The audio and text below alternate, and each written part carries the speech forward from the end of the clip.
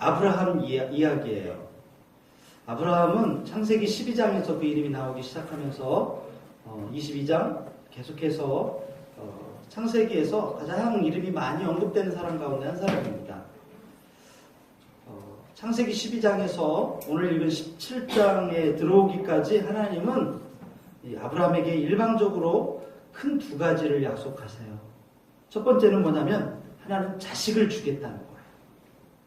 뭐라고 약속하신다면 내가 너로 큰 민족을 이루게 하겠다. 그리고 내 자손을 땅에 티끌처럼 많게 하겠다. 여러분 티끌을 셀 수 없죠. 먼지를 셀 수 없죠. 그만큼 이 땅에 자녀들이 많게 되겠다는 거예요. 후손이 많겠다는 거예요. 예전에 이런 적이 있어요. 아브라함이 하나님 주신다는 자식은 언제 주시는 거예요? 차라리 그러면 저 똑똑한 엘리에셀을 제 양자 삼겠습니다. 그랬더니 하나님이 뭐라고 하시냐면 아니다. 그 사람은 너의 씨가 아니야. 그러면서 아브라함 너 잠깐 나와봐. 너 하늘의 별들 보이지? 이 깜깜한 밤에 저 보이는 수많은 별들 네 자손이 저 별처럼 많을 거야.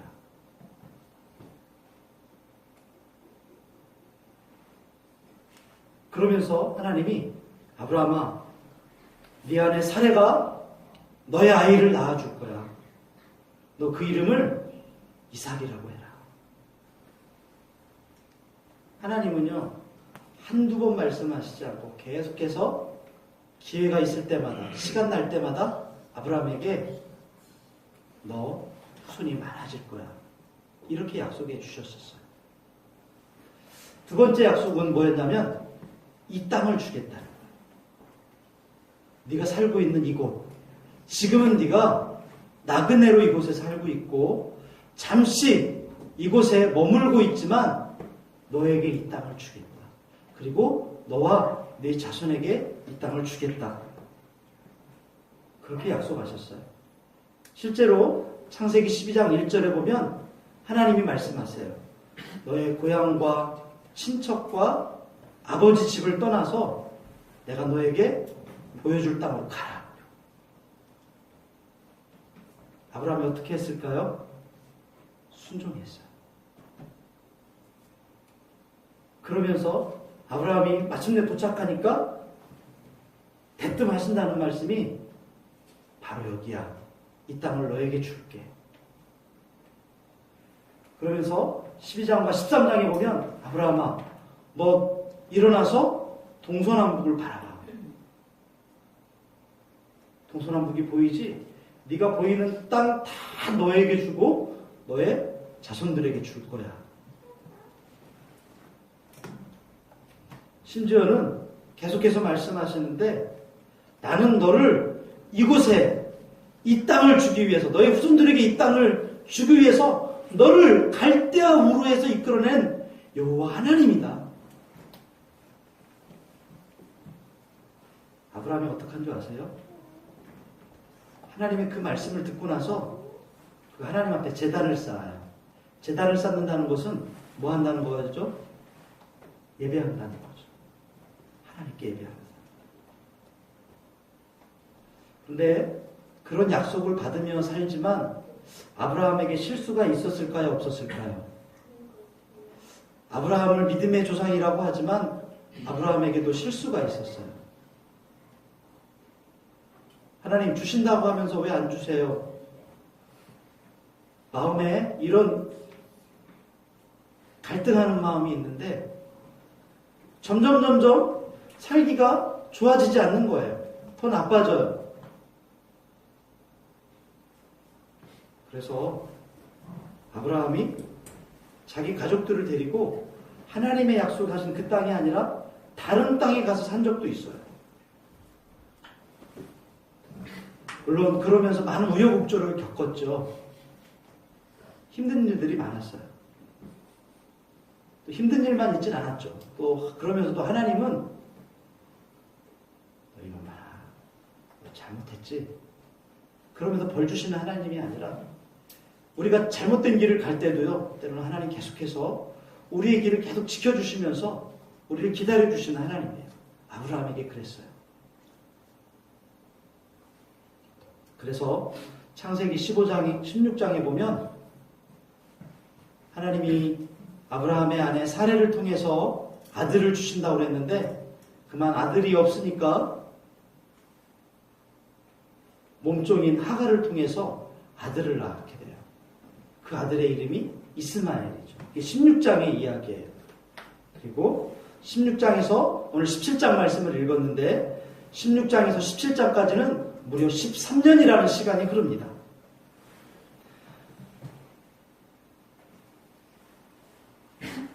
13년의 세월이 많은 것들을 변하게 했어요. 그 중에 가장 눈에 띄는 변화가 뭐였냐면 아브라함의 나이가 곧 100살이 된다는 거예요. 몇 살이 돼요? 100살.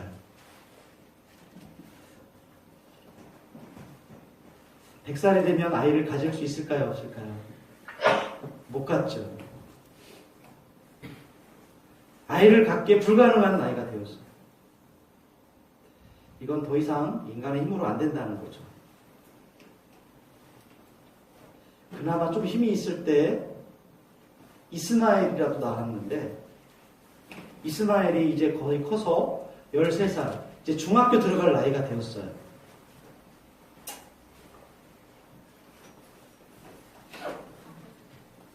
그러면서 하나님의 약속을 잊어버리는 거예요. 하나님은 뭐라고 말씀하셨었냐면 내 안에 사례를 통해서 아들을 낳을 거야. 그 약속을 잊어버리는 거예요. 그 약속이 내 안에서 희미해져 가는 거예요. 어떤 분이 이런 얘기 했어요.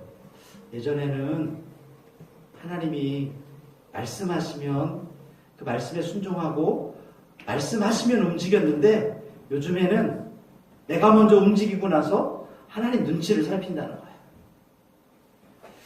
여러분 혹시 우리 그렇지 않습니까? 나는 하나님 말씀대로 할 거예요. 분명히 우리가 그렇게 고백했었는데 언젠가부터 그게 무너진 거죠. 내 마음대로 하고 나서 그 다음에 하나님 눈치를 살피는 거예요. 하나님 뭐라고 하시지? 아브라함의 모습이 지금 꼭 그럴 때였습니다. 아브라함에게 무슨 특별한 문제가 있는 게 아니었어요. 갑자기 많던 재산이 없어지거나 갑자기 계약 파기가 돼서 막 날벼락 맞는 그런 상황은 아니었어요. 그런데 이런 하나님의 약속이 희미해지는 어느 날 하나님이 찾아오신 거예요.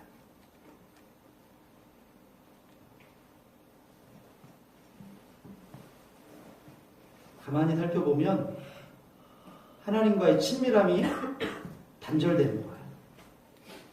하나님과의 교제가 끊어지는 거예요. 과거에 하나님께서 우리에게 약속해 주신 것들을 잊어버리는 거죠. 그러면서 우리 안에 이런 생각이 들어요. 하나님 그때 내게 말씀하셨는데 잘 되고 있는 거겠지? 잘 진행되고 있는 거겠지? 그때 하나님이 그랬는데 저 하늘의 별을 봐라. 너희 자손들이 저렇게 될 거야. 그 말씀이 가끔씩 생각나요. 하지만 어딘지 모르게 내 모습이 무뎌졌어요. 내 믿음이 무뎌지고 내 신앙이 무뎌지는 거예요. 그러면서 그 하나님이 오늘 아브라함에게 나타나셨어요. 그러면서 제일 먼저 하신 말씀이 뭐냐면 나는 전능한 하나님이다. 따라합시다. 전능한 하나님. 네. 왜 하필 하나님을 나타내는 수많은 표현들이 있거든요. 근데 왜 하나님이 전능성을 강조하면서 나는 전능한 하나님이다 그랬을까요? 바로 16장에서 17장 사이에 그 이유가 있어요. 16장에서 17장까지가 몇 년이 걸렸다고 그랬죠? 13년. 13년이 흐르면서 하나님과의 교제가 끊어지고 하나님에 대한 믿음이 희미해지고 그리고 하나님 정말 그 말씀 이루어주실까? 여기에 대해서 희미해질 때 하나님이 다시 한번 확인하시는 거예요. 왜냐하면 하나님은 말씀하시는 하나님이기 때문에 그 말씀을 하나님은 잊지 않으세요. 하나님은 자신이 하신 그 말씀을 반드시 지키시는 하나님이에요. 또 하나, 하나님은 그 하나님이 하셨던 말씀을 반드시 이루어 가실 것이기 때문에 그래요. 우리가 생각지 못하게 놀랍게 전개해 나갈 거예요.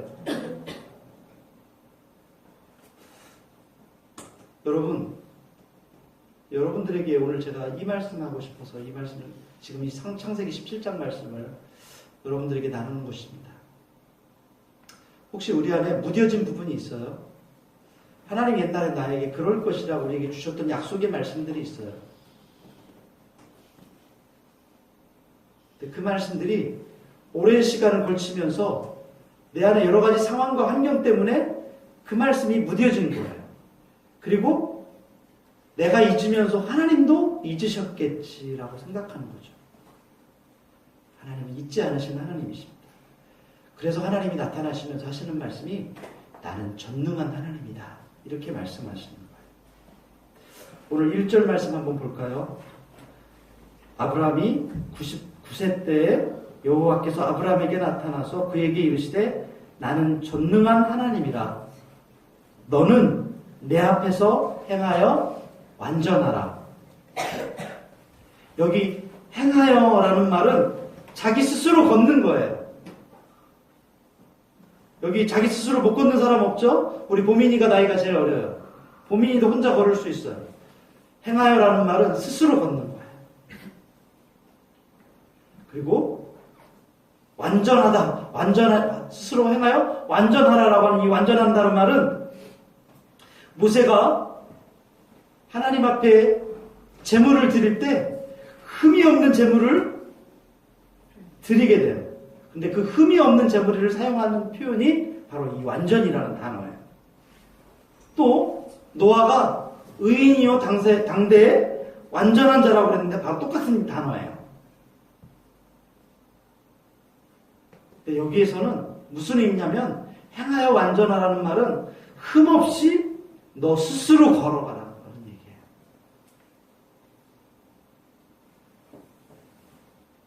누구 앞에서 걸어갈까요? 우린 지금까지 살아오면서 수많은 선택의 시간들이 있었어요. 선택을 다른 말로 하면 길을 정하는 거예요. 예를 들면 하나님의 길을 갈 것인가 아니면 세상의 길을 걸어갈 것인가, 하나님의 말씀을 따를 것인가 사람의 말을 따를 것인가. 아브라함의 13년의 이 시간 동안 하나님께서 던지신 메시지가 바로 이겁니다. 나는 전능한 하나님, 나는 충분한 하나님이야. 너희는 내 앞에서, 내 얼굴 앞에서 흠이 없는 재물처럼 그렇게 성결하게 너희들의 의지를 다해서 스스로 걸어가라. 내가 너의 백그라운드가 되어주겠다. 너의 든든한 뒷배경이 되어줄 거야. 여러분, 2017년도가 여러분에게 그런 한 해가 되시기를 축복합니다. 지난 한 해 살아오면서 절실하게 느낀 것은 세상 그 어느 누구도 우리의 백그라운드가 되어주지 못한다는 거예요. 그러나 우리의 반석이시오 방패가 되신 그 하나님이 지금 우리에게 말씀하십니다. 여러분, 2017년도 이제 20분이 지났어요. 하나님만, 신실한 하나님만 바라보며 걸어갑시다. 우리 교회 이름이 예수의 교회 아닙니까? 저는 이 예수의 교회가 우리에게 굉장히 큰 울타리라고 생각해요. 이름이 예수의 교회인데, 그죠? 제가 지난 시간에도 말씀드렸지만 오해도 있었어요. 예수의 교회라는 말 때문에. 그러나 우리가 예수의 교회이기 때문에 예수 믿는 사람답게 예수님 바라보고 갑시다. 예. 하나님 우리의 산성이고 우리의 구원이 되시는 분이심을 더 분명하게 고백하게 될 줄로 믿습니다. 그리고 이어서 이어지는 2절 이하의 본문을 통해서 하나님께서는 아브라함과 몸소 언약을 세우시고 아브라함이 여러 민족의 조상이 될 거라고 말씀해 주세요. 그래서 이름도 아브라함에서 아브라함이라고 바뀌게 돼요. 또 그의 아내 사레도 이름이 사라라고 바뀌게 돼요. 자신의 지나온 13년의 그 신앙생활이 어떠했는지 하나님이 여기서 정해주시는 거예요. 8절에 보면 내가 너와 내 후손에게 내가 거류하는 이 땅, 곧 가나안 온 땅을 주어 영원한 기업이 되게 하고 나는 그들의 하나님이 되리라. 하나님께서 아브라함에게 자식을 주겠다고 하셨는데 벌써 가나안에 나와서 산 지가 10년이 더 되었어요. 자식을 하나님 주시지 않으니까 기다리다 지친 사레가 몸종 하갈을 남편에게 주어서 이스마엘을 낳았어요. 아브라함이 이스마엘을 낳은 후 13년 동안 아기자기한 그런 생활에 빠져 있을 때 하나님이 찾아오셔서 나는 전능한 하나님이다 하시고 다시 약속을 상기시켜 주시고 너 이제 믿음으로 살아야 돼. 너 믿음으로 살아라. 아브라함의 나이 99세 때에 하나님께서 아브라함을 찾아오셔서 하신 말씀이에요. 그래서 나는 전능한 하나님이라 너는 내 앞에서 행하여 완전하라 이렇게 말씀하신 거예요.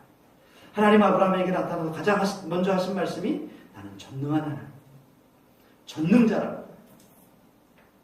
우리가 잘 아는 여러분 설교 시간에 많이 들어봤을 거예요. 저는 그런 얘기 별로 많이 안 했던 것 같은데 엘 샤다이, 엘이라는 말은 강하다는 뜻이에요. 샤다이는 변함이 없는 무적의 하나님이라는 뜻이에요. 하나님은 변함도 없으시고 회전하는 그림자도 없으신 전능한 하나님이십니다. 이런 하나님이 아브라함에게 나는 전능한 하나님이라고 하시면서 한번 약속한 것은 변함없이 이루시는 하나님. 그래서 아무도 대항할 수 없는 강한 하나님 이렇게 말씀하시죠. 너는 내 앞에서 행하여 완전하라. 이 완전하라는 것은 도덕적인 인간이 되라는 그런 얘기가 아니에요. 믿음으로 살아라는 거예요. 다시 말하면 부르신 그 믿음에 합당한 생활을 하라.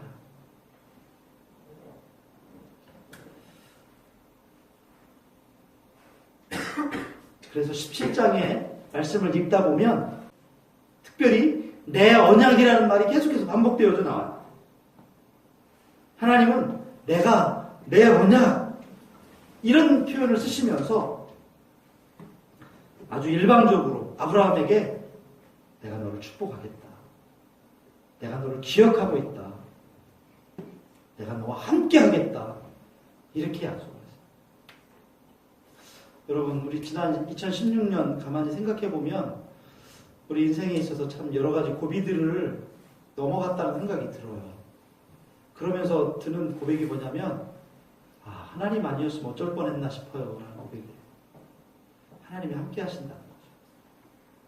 여러분 우리가 지난 주일에 성탄절에 설교했지만 임마누엘이라는 뜻은 하나님이 함께 하신다는 뜻이에요. 하나님이 저와 여러분과 함께 하실 줄 믿습니다. 귀찮으세요?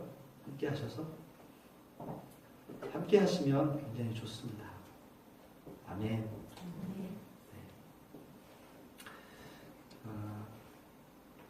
4절에서 6절을 보면 보라 내 언약이 너와 함께 있으니 너는 여러 민족의 아버지가 될지라 이제 후로는 내 이름을 아브라함이라 하지 아니하고 아브라함이라 하리니 이는 내가 너를 여러 민족의 아버지가 되게 함이니라. 내가 너로 심히 번성하게 하리니 내가 네게서 민족들이 나게 하며 왕들이 네게로부터 나오리라. 아멘.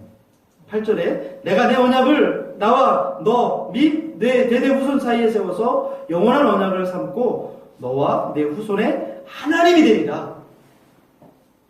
이렇게 약속하셨어요. 하나님은 아브라함의 마음속에 언약의 말씀을 새겨주시기 위해서 아브라함에게 아브라함이라고 이름을 붙여주셨어요. 아브라함이라는 뜻은 고상한 아버지라는 뜻이에요. 우리 아버지는 참 고상해.